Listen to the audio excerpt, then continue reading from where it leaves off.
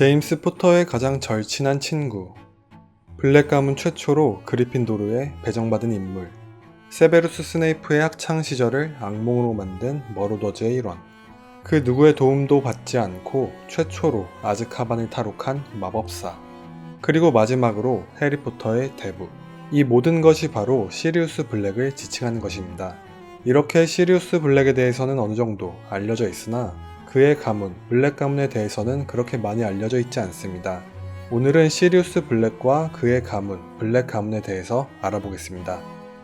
블랙 가문은 언제나 순수한이라는 가언을 가지고 있습니다.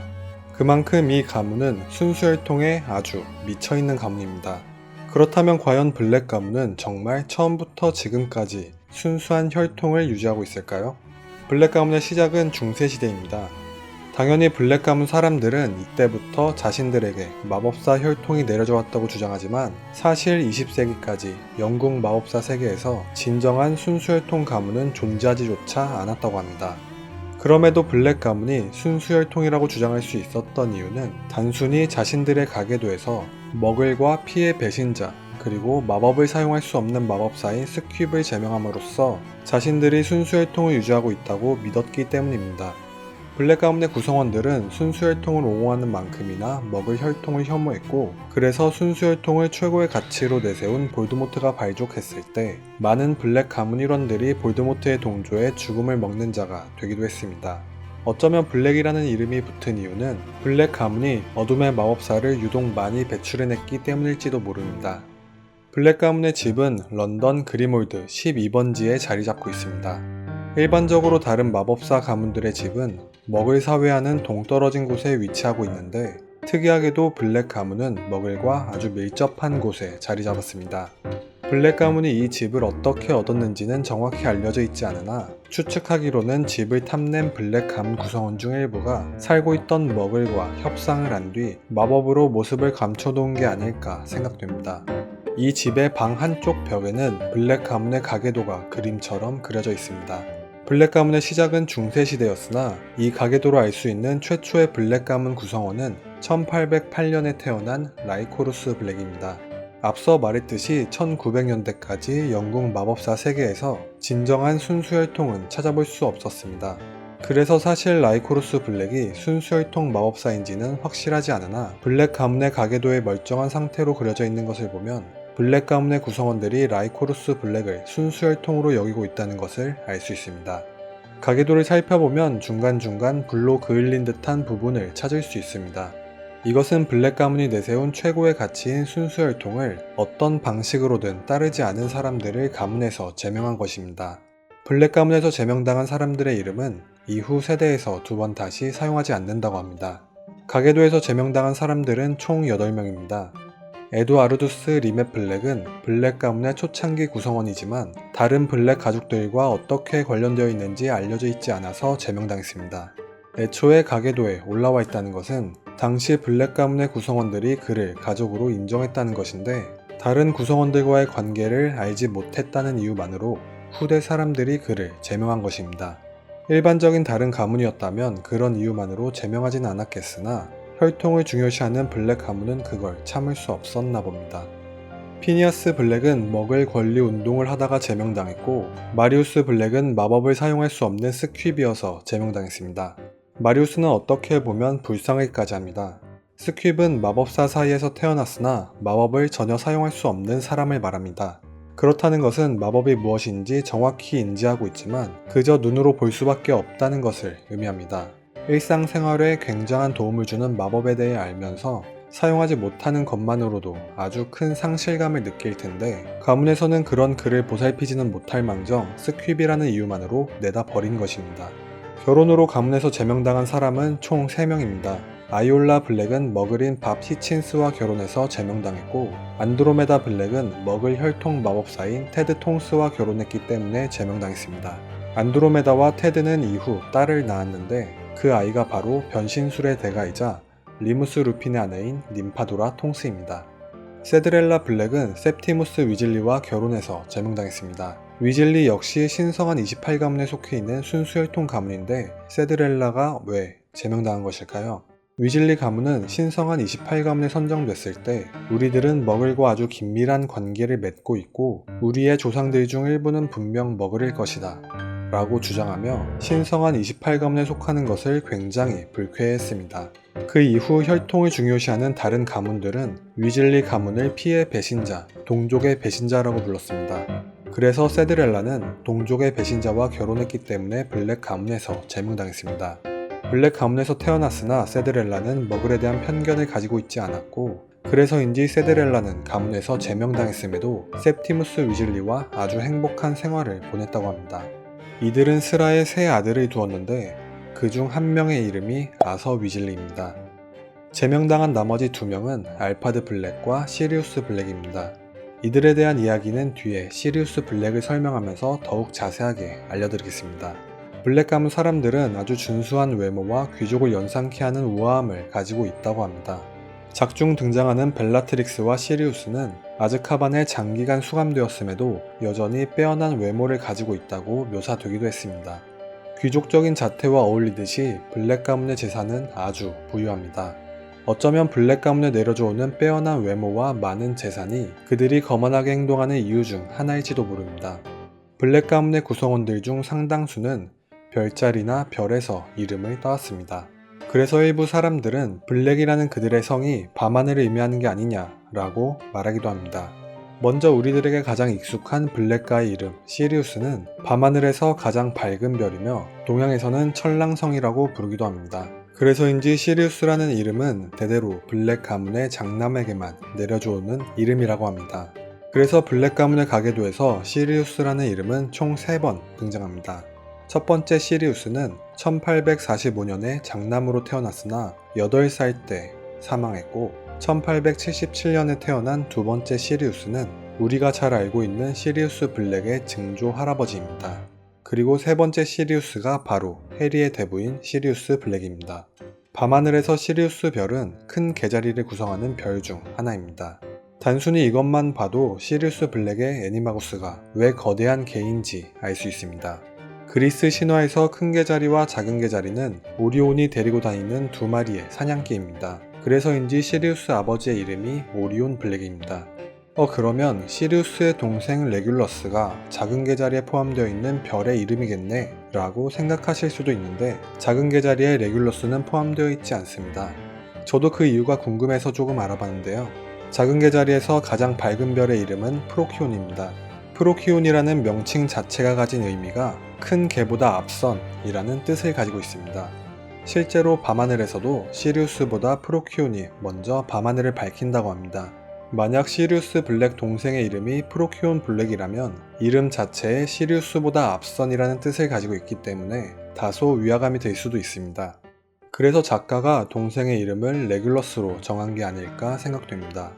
레귤러스는 사자 자리 중 가장 밝게 빛나는 별이고 해리포터에서 사자는 그리핀도르를 의미합니다. 그리핀도르는 용기와 용맹 그리고 기사도를 중요시하며 혈통을 중요시하는 슬리데린과는 앙숙관계입니다. 이처럼 사자에 내포되어 있는 의미는 블랙 가문과는 다소 거리가 있습니다. 하지만 레귤러스는 사자와 어울리는 용기와 용감함을 보여줬습니다. 레귤러스는 형인 시리우스와는 다르게 블랙 가문이 지향하는 길을 충실하게 걸어왔습니다. 그는 블랙 가문의 전통을 존중했으며 젊었을 때 이미 죽음을 먹는 자가 되기도 했습니다. 볼드모트의 사상에 동조했던 레귤러스의 부모는 레귤러스가 죽음을 먹는 자가 되자 그를 정말 자랑스러워하기도 했습니다. 그토록 원하는 죽음을 먹는 자가 된 레귤러스. 하지만 레귤러스는 막상 죽음을 먹는 자가 되고 나니 그들이 하는 행동에 도저히 공감하지 못했습니다. 레귤러스가 생각했던 세상은 머글과 머글 혈통에게 무차별적인 살인과 폭력을 행하는 세상이 아니라 마법사들이 양지에서 떳떳하게 생활하는 세상이었습니다.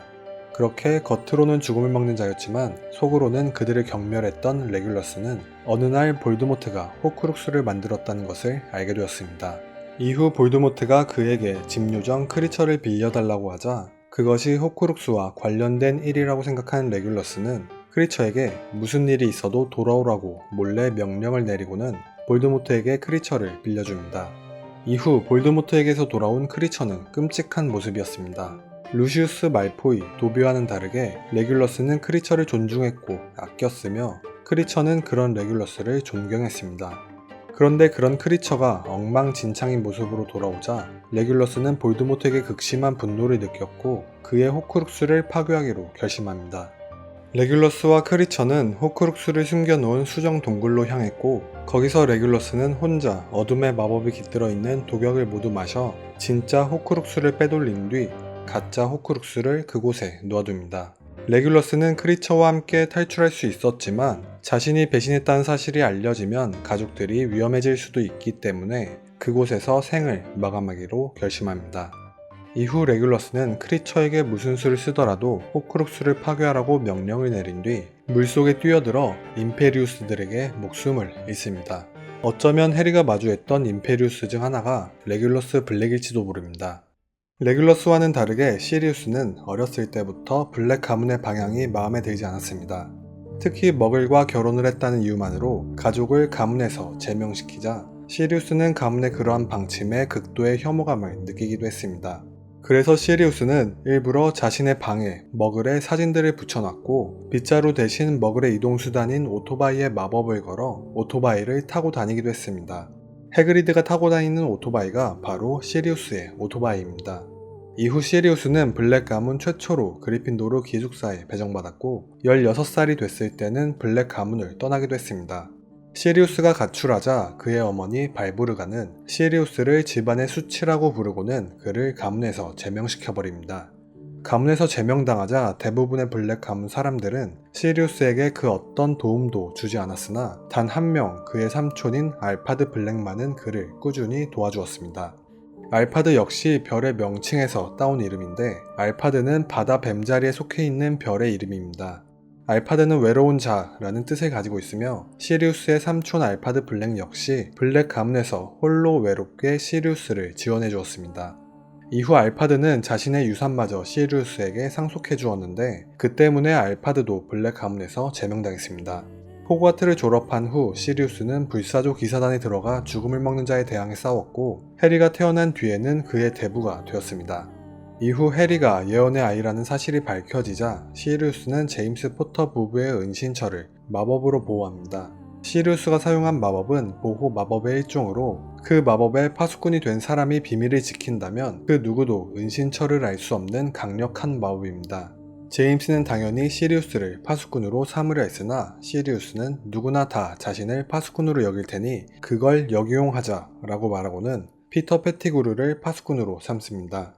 시리우스와 제임스 그리고 피터는 이것을 그 누구에게도 말하지 않았는데 그래서 리무스 등 다른 사람들은 시리우스를 파수꾼으로 알고 있었습니다. 하지만 진짜 파수꾼이었던 피터 페티그루가 배신한 뒤 죽음을 먹는 자가 되었고 피터의 배신으로 포터 부부의 은신처를 알게 된 볼드모트는 포터 부부를 살해합니다. 믿었던 친구의 배신으로 가장 절친한 친구가 살해당하자 시리우스는 세상이 무너지는 듯한 슬픔과 동시에 엄청난 분노를 느끼게 됩니다. 가문에서 제명당한 시리우스에게 포터 부부는 유일한 가족이었기 때문에 그 슬픔은 상상하지 못할 정도였습니다. 이후 시리우스는 피터를 죽이기로 결심하고 그를 찾아 나섭니다. 피터 페티그루는 시리우스를 만나자마자 그에게 친구를 배신한 시리우스라고 외친 뒤 곧바로 강력한 폭발 저주를 날려 주변을 초토화시키고는 자신의 손가락을 잘라 죽음을 위장한 뒤 도망갑니다. 이 사건을 목격한 머글은 시리우스가 미치광이처럼 웃고 있었으며 12명이나 되는 사람을 죽였다고 주장했고 그 결과 시리우스는 죽음을 먹는 자로 몰려 21세의 젊은 나이로 아즈카반 종신형을 받게 됩니다. 디멘터가 간수로 있는 아즈카반에 수감되면 수감자는 극심한 고통을 느끼게 됩니다. 시도 때도 없이 죄수의 감정을 빨아먹는 디멘터는 일부러 죄수가 죽기 직전까지만 흡수하고 그 후에는 회복될 때까지 기다린다고 합니다. 그래서 웬만한 사람들은 장기간 아즈카반에 수감되면 정신적으로 피폐해져 사람이 미쳐버립니다. 그래서 덤블도어의 아버지는 아즈카반 수감 6년째 되는 해에 결국 목숨을 잃었습니다. 그러나 시리우스 블랙은 무려 12년이나 아즈카반에서 멀쩡한 정신 상태로 버텼습니다. 그가 이렇게 버틸 수 있었던 이유는 자신은 친구를 배신하지 않았다는 결백함이 너무나 가득했기 때문입니다. 거기에 시리우스는 도저히 버티지 못할 것 같을 때에는 애니마구스로 변신해 지냈는데 디멘터는 동물의 감정에는 크게 관심이 없는지 시리우스가 애니마구스 상태일 때는 건드리지 않았다고 합니다. 이후 시리우스는 아즈카반을 탈옥합니다. 그가 어떻게 아즈카반에서 탈출할 수 있었는지는 알려져 있지 않으나 그는 외부의 도움을 받지 않고 최초로 아즈카반을 탈출한 마법사가 되었습니다. 볼드모트의 오른팔이자 시리우스 블랙의 사촌인 벨라트릭스 레스트레인지의 이름 역시 별의 이름에서 따왔습니다. 벨라트릭스는 오리온 별자리를 구성하고 있는 별 중 하나이며 여전사라는 의미를 가지고 있기도 합니다. 자신의 이름이 가지고 있는 의미처럼 벨라트릭스는 죽음을 막는 자들 중 볼드모트를 제외한다면 가장 강력한 마법 실력을 가지고 있습니다. 벨라트릭스의 동생인 나시사 말포이의 이름은 별에서 따온 이름이 아닙니다. 작중 등장하는 블랙 구성원들 중 유일하게 별의 이름을 받지 못했는데 그 때문인지 나시사는 그러한 블랙 가문의 전통을 말포이 가문에서 이어받았습니다. 나시사의 아들인 드레이코의 이름은 용자리를 의미하는 것이며 드레이코 말포이는 아들의 이름을 스코피어스로 지었는데 스코피어스는 전갈 자리를 의미하는 것입니다. 드레이코가 아들의 이름을 스코피어스로 지은 이유를 잠깐 생각해보자면 벨라트릭스의 별자리인 오리온 자리와 스코피어스의 별자리인 전갈 자리는 절대로 같은 하늘에 동시에 뜨지 않는다고 합니다. 그래서 벨라트릭스와 같은 길을 걷지 말라는 바람에서 아들의 이름을 스코피어스로 지은 게 아닐까 추측해볼 수 있습니다. 여기까지가 블랙 가문의 이야기입니다. 이번 영상에서는 블랙가의 굵직한 인물 중 하나인 벨라트릭스에 대해 아주 간략하게 설명했습니다. 벨라트릭스는 다른 영상에서 더욱 자세하게 떠들어 보겠습니다. 영상 봐주신 분들 감사합니다. 지금까지 쭈모였습니다. But there's so much noise around.